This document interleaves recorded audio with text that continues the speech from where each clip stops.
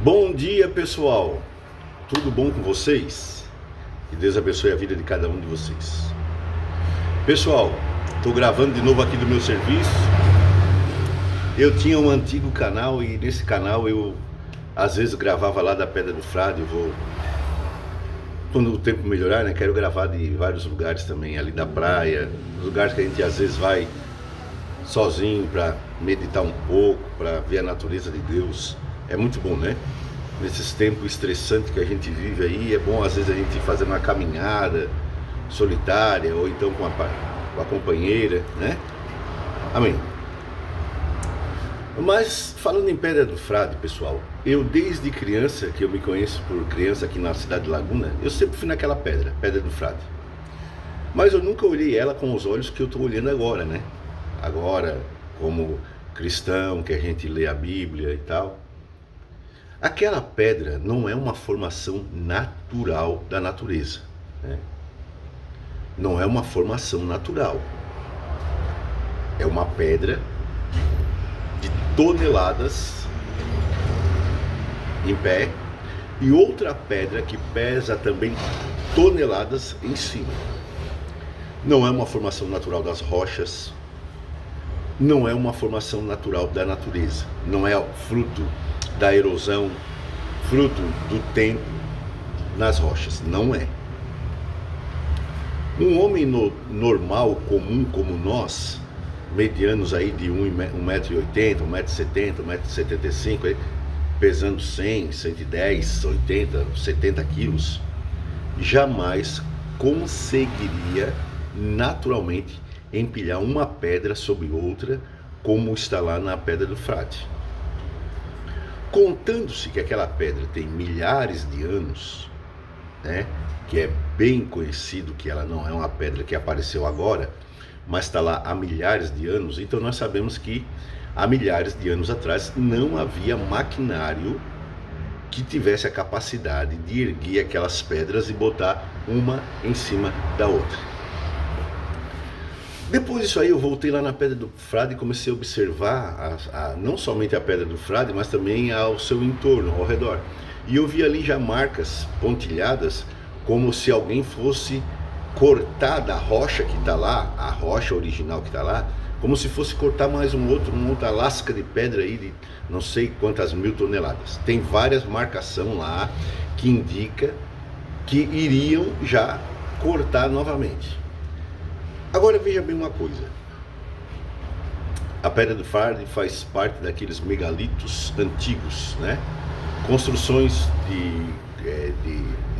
feitas de pedra, que pesam aí milhares de toneladas, que ninguém sabe explicar como foram construídas. Entre essas construções, vocês conhecem muito bem, tem as pirâmides do Egito, aquelas muralhas, né, no Peru, no México, construções que, como das pirâmides do Egito, né, eu nunca tive lá, mas a gente lê livros, tem pedras que pesam mais de 45 mil quilos e elas estão a mais de 50 metros de altura. Coisa impossível a nossa mente entender como aquilo foi posto lá. Vem aí as pessoas que seguem aquela teoria que eram alienígenas, né, seres extraterrestres de outros mundos, outras dimensões, que tiveram aqui no passado e deixaram essas construções. Algumas construções, alguns chegam a datar até mesmo para um período antediluviano, antes do dilúvio. Elas existem já antes do dilúvio. E como não há uma explicação natural, comum, não há na parte científica, a ciência não consegue explicar, a ciência nos seus variados ramos não consegue explicar, então entra as teorias, né, os teóricos, e eles dizem então que foram os alienígenas, os extraterrestres, tá? Tem um outro ramo, né, que diz que foram os gigantes, e é muito interessante nós entendermos que da união dos filhos de Deus com as filhas dos homens, surgiu os gigantes. Da união dos filhos de Deus com as filhas dos homens, surgiu os gigantes. Os filhos de Deus, como eu falei para vocês, eram todos eles classificados no masculino. Porém, os seus filhos com as filhas dos homens, aí já entra a questão do nascimento de gigantes homens e gigantes mulheres, né? Então havia casais de gigantes. Hoje a arqueologia já descobriu como lá numa caverna dos Estados Unidos, ossada de gigantes lá de não sei quantas geração, da 10ª geração, de cabelos vermelhos, com 3,5 metros de altura, ossadas de homens e de mulheres, ok? Guarda bem esse detalhe. Alguém pode dizer, mas como é que os gigantes, né, as mulheres tinham esses bebês gigantes? Ora, normal, eles nasciam pequeno, né, relativamente pequenos, e depois cresciam. Como tem vários e vários animais hoje gigantescos que nascem pequenos e depois crescem, né? Visto que depois dos gigantes terem nascido das mulheres, começou então a aparecer gigantes mulheres, fêmeas, e os gigantes então se relacionaram entre si com a maior facilidade, né? Visto que já havia homens, seres machos e fêmeas no reino dos gigantes. Og de Bazã foi o último Refaim enfrentado por Moisés. Refaim é um nome tido por alguns estudiosos para os descendentes dos anjos caídos. Og fazia parte lá da 7ª, 8ª geração, não sei qual geração era, daqueles gigantes, fruto do relacionamento de anjos com mulheres. Golias, que Davi enfrentou, já não fazia parte dos Refaíns, e era um baita homem zarrão, né? Mas Og, ele era o último, foi o último, está escrito aí em Deuteronômio, capítulo 3, versículo 11, Deuteronômio, tá? Capítulo 3, versículo 11, vou conferir aqui, se não me foge a memória, ou se é vice-versa. Capítulo 3, versículo 11 de Deuteronômio, capítulo 3, versículo 11, isso mesmo, diz assim, ó: só Og, rei de Bazã, ficou do resto dos Refaíns. A sua cama, conforme diz Números, ela tinha 9 côvados e meio, né? Ela tinha 9 côvados.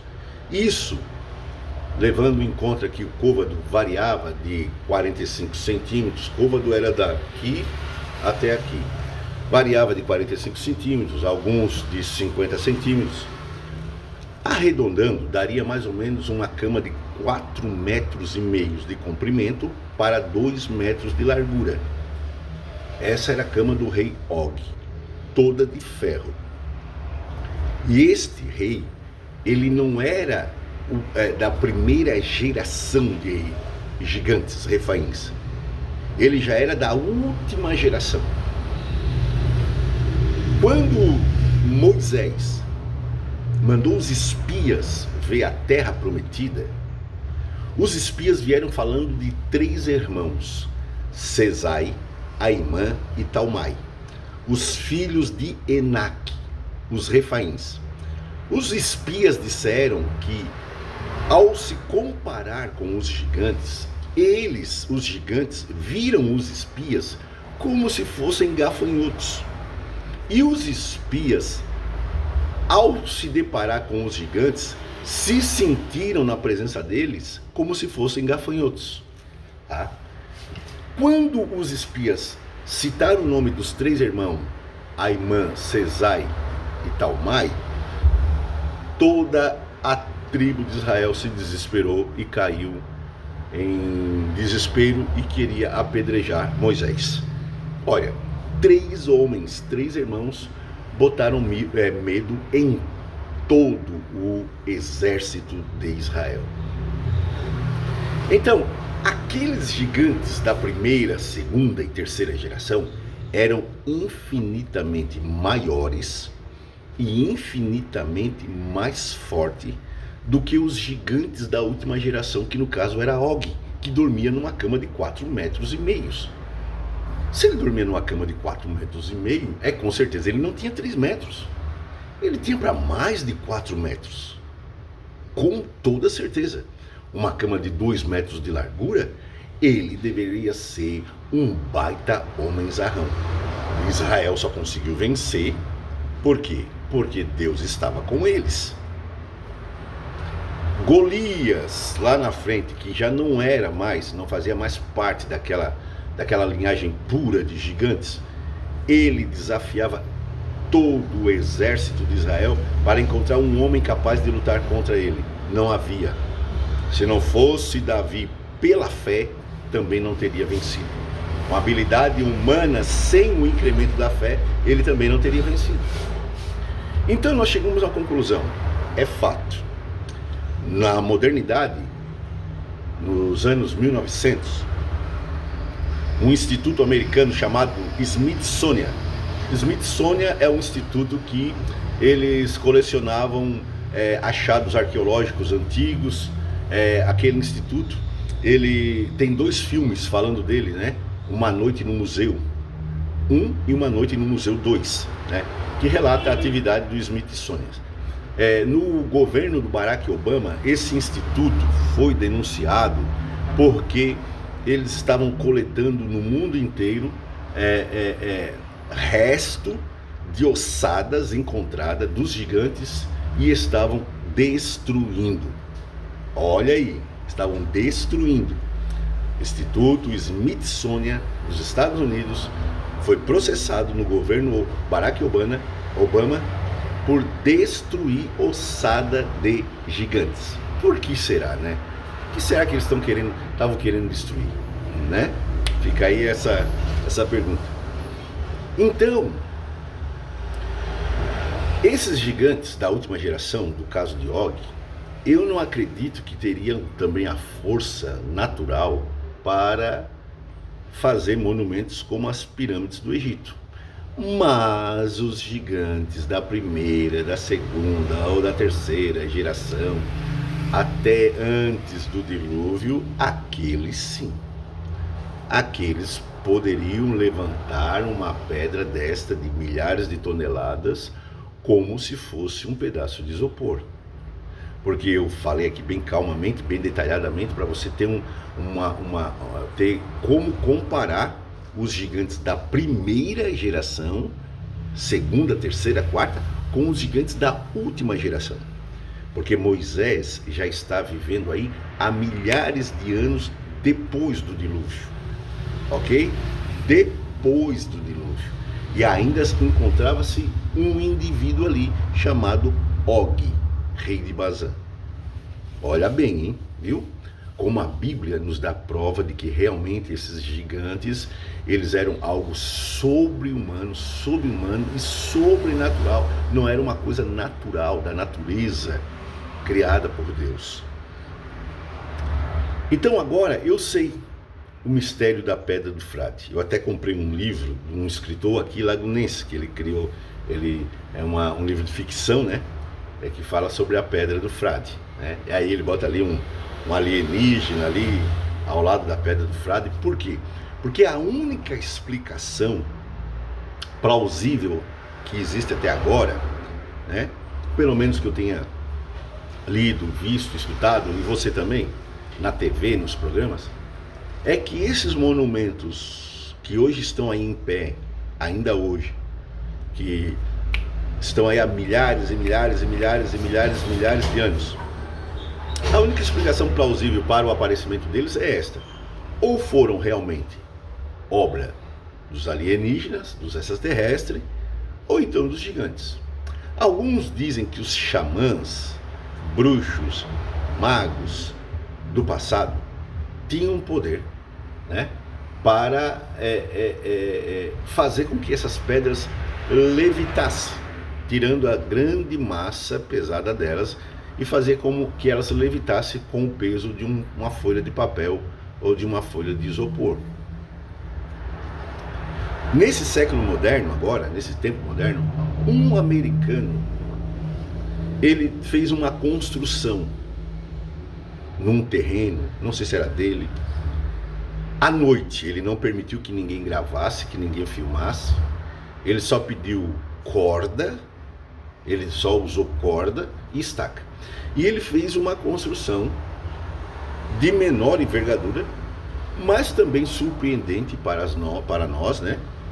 Conseguir entender como ele conseguiu fazer aquilo ali, usando pedras pesadíssimas também, né? Eu li isso aí, estava tentando até procurar para citar para vocês, porque eu não estou fazendo um vídeo editado, né? Mas devocional. Mas ele morreu e levou com ele esse segredo. Só que, em comparação dessas construções, a dele ficava muito aquém. Sem contar que essas construções estão em toda a parte do globo terrestre. Se foi então construída por xamãs humanos, seres humanos, que tinham contato com espíritos e tinham conhecimento de técnicas de levitação, né? de tirar o peso da massa das pedras, todos em redor do planeta, numa mesma época, aprenderam, vamos dizer assim, numa mesma escola, né? Ou tem essa teoria dos alienígenas, ou tem então a questão dos gigantes, né? Nesta, eu de fato não tenho nenhuma opinião formada. Alienígenas eu sei que não é. No máximo, ou no mínimo, espíritos malignos que se manifestaram para a população da antiguidade, né? Xamãs que conseguiu fazer essas pedras levitar, bruxos, magos. É possível? A gente vê hoje os mágicos de hoje, que tem aí, eles levitam, eles voam, eles andam por cima da água, eles some, aparece, some num lugar, aparece no outro, fazem coisas tremendas, né? Fazem coisas fora do comum. Então já dá de entender que os magos também do passado, como no caso de Janes e Jambres, que resistiram a Moisés, eles conseguiram fazer um pedaço de madeira se transformar em uma serpente. Olha, Moisés fez isto, porque Deus deu poder para ele e Deus mandou. Janes e Jambres, que eram os dois magos, não sei se eram homem e mulher, não sei, que resistiam a Moisés, também conseguiram fazer isso através das suas artes mágicas. Diz a Bíblia. Quem diz isso é a Bíblia, não sou eu. Então, possa que também é uma explicação, né? Porém, teria que esses magos inteiros, do mundo inteiro, teriam que ter entrado em contato com a mesma escola, com o mesmo mestre, com o mesmo professor. Ou então os gigantes das primeiras gerações. Gigantesco, enormes, descomunal, uma coisa titânica, né? Então esses aí também teriam o poder. Como no caso do gigante Cronos, dos filmes de Hollywood, que é o pai de Zeus, de Hades e de Poseidon, né? Um gigante bestial, enorme, daquele porte ali, né? Com certeza conseguia construir as pirâmides e todas as outras construções que há nesse mundo de hoje. Visto que alguns pesquisadores dizem que eles eram também muito inteligentes, inteligentíssimos, receberam dos seus pais também conhecimento avançadíssimo em artes que a maioria da humanidade do passado não tinha conhecimento. Seus pais passaram para eles, ok? Fica aí então, né, para nós meditarmos, tá? Até uma próxima, se assim, se Deus quiser.